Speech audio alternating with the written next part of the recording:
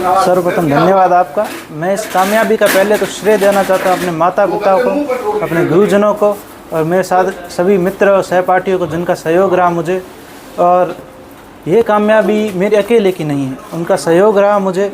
मैंने निरंतर मेहनत की, मैं निरंतर सक्सेस पॉइंट कोचिंग से जुड़ा रहा। हमारे 14 महीने का लगातार बैच चला, निरंतरता के साथ पढ़ाई जारी रखी। कुछ छोटी मोटी परिस्थितियाँ आई जिनमें मुझे लगा डगमग हो रहा है, फिर भी मैंने धैर्य नहीं खोया और आज मैं प्रथम रैंक प्राप्त कर सका। इनमें इन सभी का सहयोग है। धन्यवाद। 2.5 लाख अभ्यर्थी थे, क्या आपने सोचा था कि 2.5 लाख अभ्यर्थियों में से प्रथम स्थान आप प्राप्त करोगे? सर, मेरा सपना था कि मैं प्रथम प्राप्त कर सकूं। मुझे उम्मीद नहीं थी कि मैं प्राप्त कर पाऊंगा कि नहीं कर पाऊंगा। मुझे बस अपनी मेहनत का पूरा परिचय देना था। जितने मैं कर सकता था, जितनी मैं मेहनत हो सके मैंने उतना किया और बाकी मैं ईश्वर पे छोड़ दिया। मुझे लगा था कि मेरा सिलेक्शन हो जाएगा और प्रथम रैंक प्राप्त होगी। मुझे इतना खुद पे अभी भरोसा नहीं था। अभी कंपटीशन में मैंने कुछ ही समय हुआ मुझे प्रवेश किए हुए।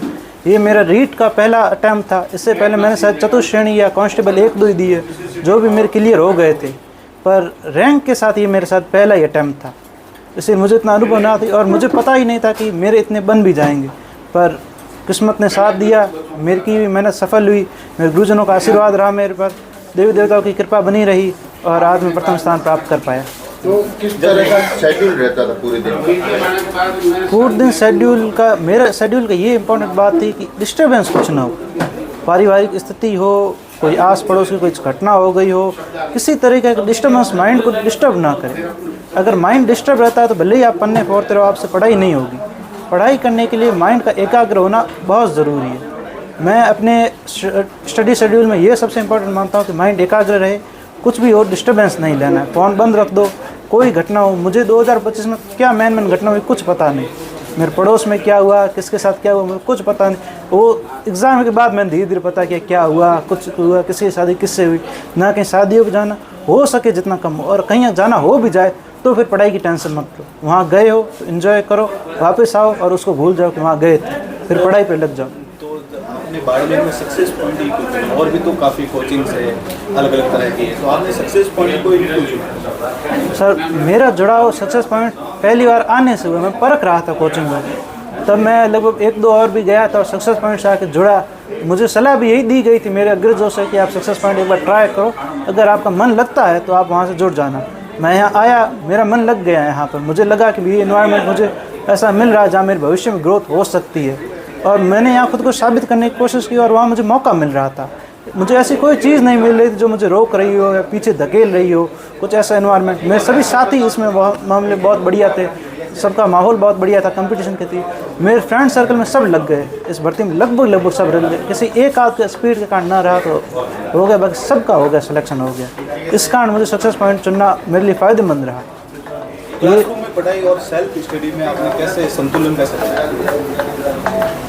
एक सेकंड क्या,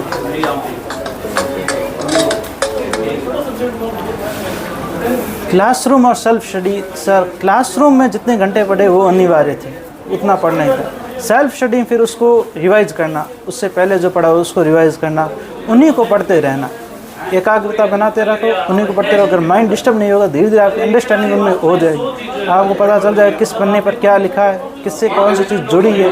फिर अगर भले ट्रिक से ट्रिक क्वेश्चन आ जाए जो अंडरस्टैंडिंग पर डिपेंड आप कर लेते हैं, आपको ये पता हो जाए क्या सही है क्या गलत है। ऑप्शन से आप कर सकते हैं। एकदम डिक्शनरी बनने से कुछ नहीं होता, ऑप्शन बढ़िया करने ज़रूरी होते हैं। अंडरस्टैंडिंग बढ़िया हो जाती है, और अगर आपकी अंडरस्टैंडिंग बढ़िया है, अगर आपको जीके भी मैथ की ट्रिक की तरह याद है, एकदम जैसे मैथ दिमाग में सेट हो जाती है, जैसे लैंग्वेज सेट हो जाती है, तो आपके लिए कुछ मुश्किल नहीं है। फिर आप जब भी जाओ आपको यही तो याद हो ही जाएगा जीके कहाँ से कहाँ जुड़ा है, अपने आप रिलेटिव बन जाए।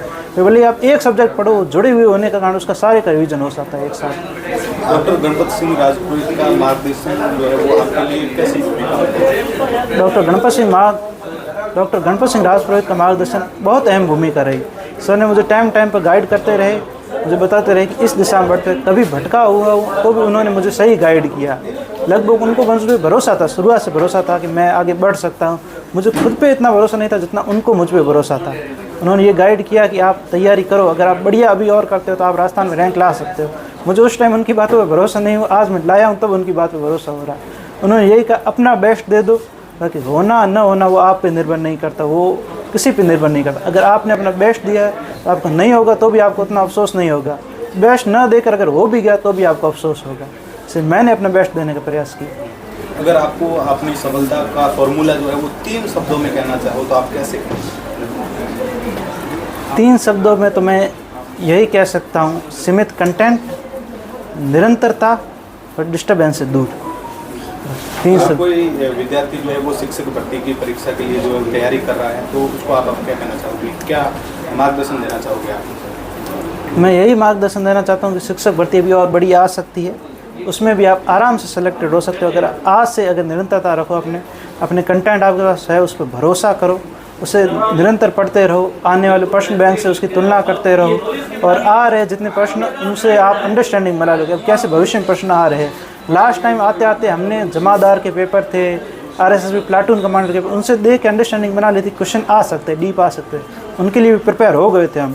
और जैसे वो पेपर आया, पहले तो हमें थोड़ी देर समझ नहीं आया, पर बाद में जब समझ गए तो उसे डीप तरीके से करने का हल के बजाय हमने स्पीड से करना शुरू किया, क्योंकि क्वेश्चन डीप नहीं थे, अंडरस्टैंडिंग के आधार पे थे, और इस कारण इतने हो गए। मेरे भी हो गए, मेरे सहपाठियों के भी हो गए, इस कारण उनका भी सिलेक्शन हो गया, मेरा भी हो गया।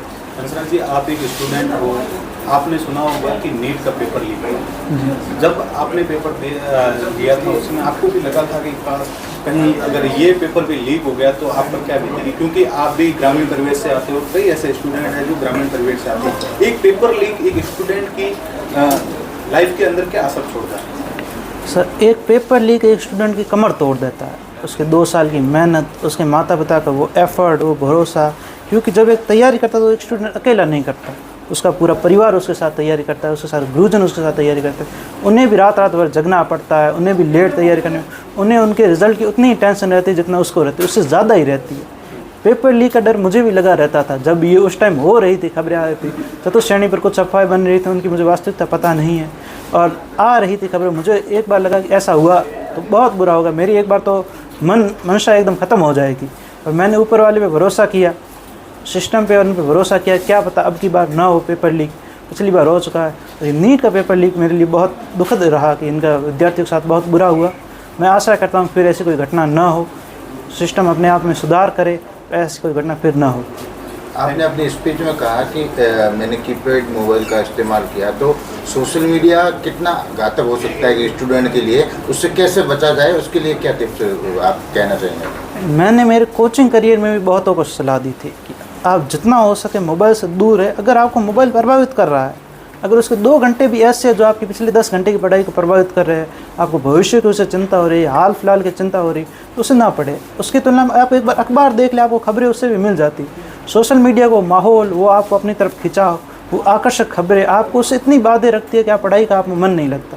अगर आप 5 दिन लाइब्रेरी जाके कुछ ना पढ़ो, सिर्फ आप वहाँ बैठे रहो 6 घंटे, छठे दिन आपका पढ़ने का मूड हो जाएगा। पर अगर आप मोबाइल लेके जाओ तो आप पूरे महीने चले जाओ, आप नहीं पढ़ पाओगे। सोशल मीडिया बहुत आकर्षक लगती है, और आकर्षक और पढ़ाई एक साथ नहीं होती। पढ़ाई बहुत बोरिंग चीज़ है, मस्तिष्क को इसके लिए तैयार करना पड़ता है, कैसे बोरिंग काम किए जा सकते हैं। जब मजबूरी होती है तभी मस्तिष्क ऐसे काम करता है, जब घर में दाने नहीं होते तभी हल चलाने का मन करता है, उससे पहले नहीं करता। अगर आप मस्तिष्क को मजबूर कर दो कि 6 घंटे मैं बैठे रहने के अलावा और कुछ नहीं करूँगा, ना फ़ोन देखूँगा, ना सोऊंगा, तो वो मस्तिष्क अपने आप 2-3 दिन में हार मान के कह लेगा चलो पढ़ ही लेते हैं। बैठे रहने से पढ़ना बहुत बढ़िया काम है, फिर मस्तिष्क को अपने आप आदत हो जाएगी। पर अगर आपके पास फ़ोन होगा, अन्य संसाधन होंगे, किसी के साथ बात करने का समय होगा, तो मस्तिष्क वो नहीं करता है। आपको करना है तो आप एक बढ़िया सिस्टम बनाओ, इतने घंटे का रूटीन, इतने घंटे मैं पढ़ूंगा, इतने घंटे मैं ब्रेक ले लूँगा, फिर ब्रेक से ध्यान देने से ज़्यादा पढ़ने पर रखो। टारगेट रखो 2 घंटे का चैप्टर मैं 1 घंटे में करूँगा, फिर 1.5 घंटे लगते हैं तो भी वो आपसे जल्दी हुआ। इससे पढ़ाई में मन आपका लगा रहेगा। और प्रश्न बैंक ज़रूर देखते रहें, आने वाले सभी पेपर्स पे ध्यान बनाए रखें कि कौन से पेपर हो रहे हैं, क्या पैटर्न हो रहे हैं। आप भी मैंने कर लिया तो आप भी कर सकते हैं आराम से।